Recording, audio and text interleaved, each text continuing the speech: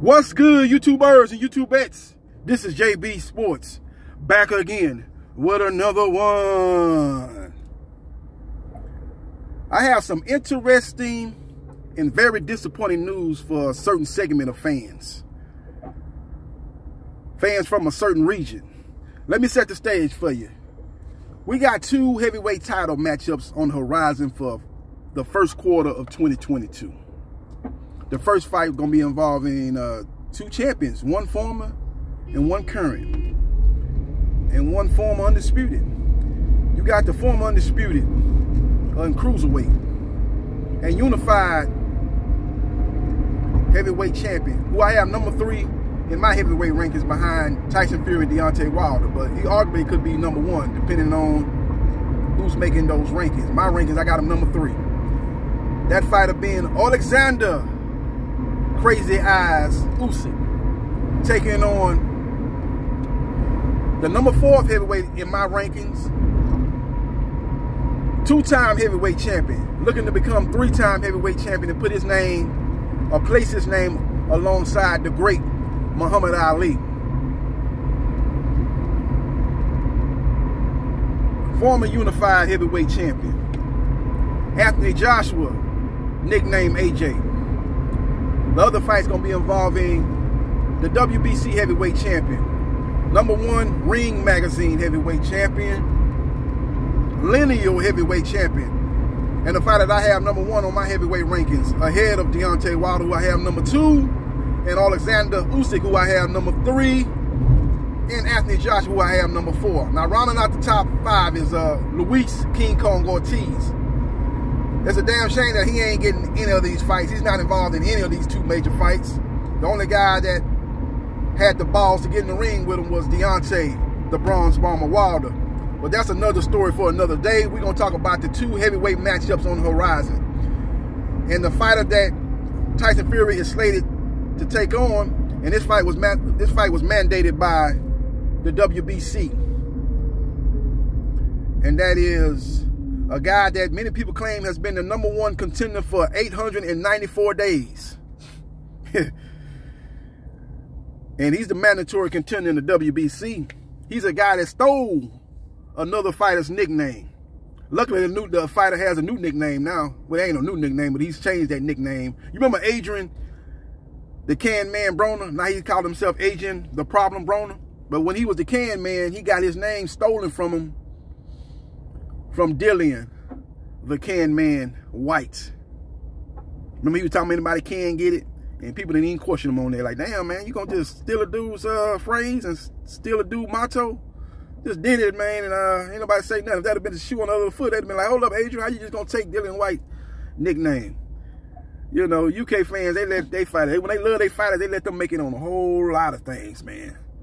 They let them make it on a whole lot of things, man, you know. When it comes down to American fighters, they want to call them to the carpet, but when it comes down to their own, you gotta give them credit for being loyal, man, being faithful to their fighters, man, but they let them make it on a whole lot of things. They don't question a whole lot of things that they do. I don't know if they catch it or they just choose to overlook it. I don't know what it is, but you see it been going on for a long time now, man, and I'm just the type of brother that'll call them out on it. With all that being said, man, we got 2 heavyweight title matchups that many people believe is going to take place in the UK. But I'm here to tell you that that's not necessarily what's going to happen. Because guess what?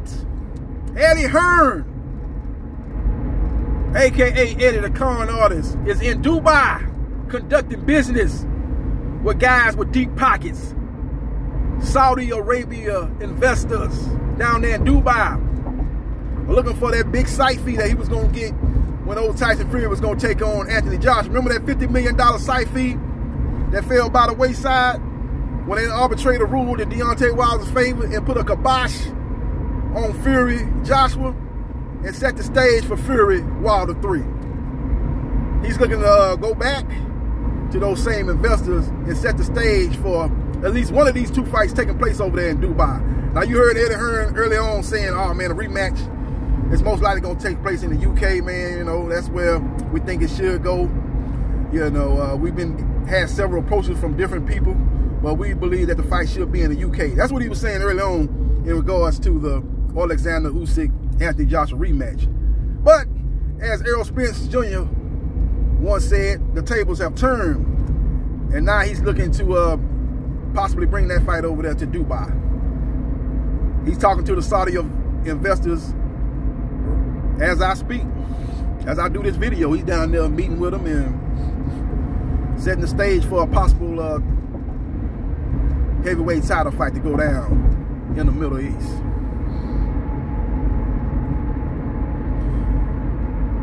You know, it's called prize fighting at the end of the day. You know, it sounds good that, hey, man, we're going to make sure this all-UK heavyweight title fight take place in front of an all-UK fan base in an all-UK location. That sounds good. That seems like the right thing to do, but that's not necessarily how it plays out in a lot of instances, and this could be one of them. Dillian Whyte versus Tyson Fury. That fight is in all likelihood going to a purse bid because Eddie Hearn is not going to negotiate in good faith with top-ranked Bob Arum and Queensberry Promotions and Frank Warren. He's not ain't going to negotiate in good faith with them because he don't want them to be the lead promoter. He wants to be the lead promoter. So unless they give him a 55-45 deal, Eddie Hearn is going to be kicking back, sitting in the catbird seat, and he'll take it to purse bid because he knows the zone. With the zone backing, him in all likelihood is going to win the purse bid because he's outbidded Eddie Hearn. Man, he's outbidded Top Rank and Bob Arum on 2 separate occasions here recently that I know of. You know, he outbidded him on the Teofimo Lopez-George Cambosos fight. And he outbidded him on that, many people didn't even know about this, that Mike Conlon-Lee Wood fight. He outbidded Top Rank in that purse bid. So based on the track record, in all likelihood, he's going to outbid them in this particular matchup. And he'll be the lead promoter unless they give him a 55-45 deal.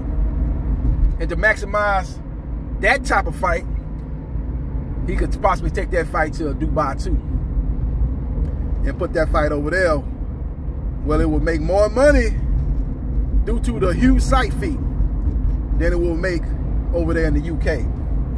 It's a sad state of affairs for you UK boxing fans, but I'm just here to tell you what's going on. Don't shoot the messenger. I'm just telling you the message that in all likelihood it's going to transpire here shortly. You know, they're going to be looking to us line these fights up, man, probably by the 1st of the year. Somewhere in January, you should be hearing an announcement about these fights being made. So we will see what happens, and we will see what transpires. But AJ-Usyk 2. And Usyk down there, too. Alexander Usyk down there, too. You know Alexander Usyk wasn't trying to fight AJ in his backyard twice. He dominated AJ in a mighty way, and they still had that fight closer than what it actually was. Some of them judges that judged that fight, they didn't have that fight as wide as it should have been. He dominated that fight. That fight was like, what, 9 rounds to 3, 8 rounds to 4? I can't remember the exact scoring of the judges, but I know some of them judges did have that fight closer than what it should have been. So just say Anthony Joshua improves on his performance 15-20%. He could get a decision in a fight that he almost got knocked out in the 12th round. Usyk knows that, so Usyk wants to be on a neutral territory, but it ain't gonna really be no neutral territory because it's gonna be Matchroom Boxing East. You know, Matchroom Boxing Middle East. That's what it's gonna be. It's still gonna have the same people in play. Don't matter if it's in UK or in Saudi Arabia. You're gonna still have the BBBOC, which is selects the judges and selects the referee. They still gonna be doing it for the event if it takes place in Saudi Arabia. Saudi Arabia just gonna put up the big money. They're gonna put up the big site fee, which the UK can't come close to matching. And that's why that fight, in all likelihood, or those fights, in all likelihood, are gonna go to the Middle East. At least one of those two gonna go to the Middle East. And if I had to guess, if it was just gonna be one of those two going to the Middle East, if I had to guess, I would guess that it's gonna be AJ-Usyk 2 going to the Middle East.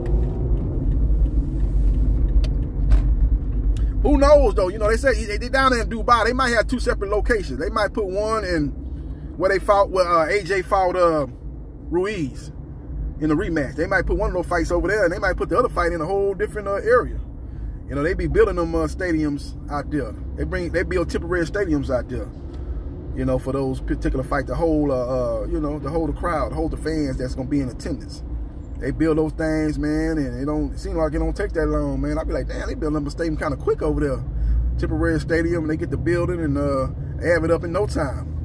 So who to say that they don't, you know, put them in 2 different areas? You know, they both gonna be in the Middle East, but one of them might be like in Riyadh, whatever that name is, Saudi Arabia. And the other one could be in, you know, what's that other place down there? Jabaza? I might be butchering the name, Jabaza. They can put that over there in Jabaza. Well, that place was that Amir Khan and he fought that featherweight, Billy Deal. That wasn't the same location as Anthony Joshua versus Andy Ruiz, the rematch. I don't believe those are 2 same locations. I might be mistaken, but I believe those in 2 different locations. They're both in the Middle East, but it was 2 different locations. And where was they trying to stage that Manny Pacquiao-Terence Crawford fight? That wasn't in the same location as the Anthony Joshua Andy Ruiz 2 fight. So they got different locations, different areas they can put that fight in. Eddie Hearn is down there taking selfies and taking pictures with Alexander Usyk and smiling and doing interviews with second outs and stuff like that with Radio Raheem. And he's basically trying to set the stage for one of those 2 fights, if not both of those fights, taking place over there in the Middle East. And that's a sad state of affairs for you UK boxing fans who were much looking forward to AJ Fury taking place in the UK, and that fight ended up getting negotiated to be over there in the Middle East before it fell through due to the arbitration ruling in favor of Deontay Wilder. And now it's looking like the next 2 fights could possibly go over there to the Middle East also. It's a sad state of affairs, but if it ain't making dollars, it ain't making sense. Let me repeat myself. If it ain't making dollars, it ain't making sense. Let me know your thoughts about Eddie Hearn possibly moving the 2 biggest fights in UK boxing history over to the Middle East. Are you happy about that? Or you understand that it's all about economics? Or are you going to hold that against Eddie Hearn, who is the puff daddy of boxing promoters, always in the video? Let me know your thoughts and subscribe to JB Sports, the man, the myth, the legend, and I'll holla.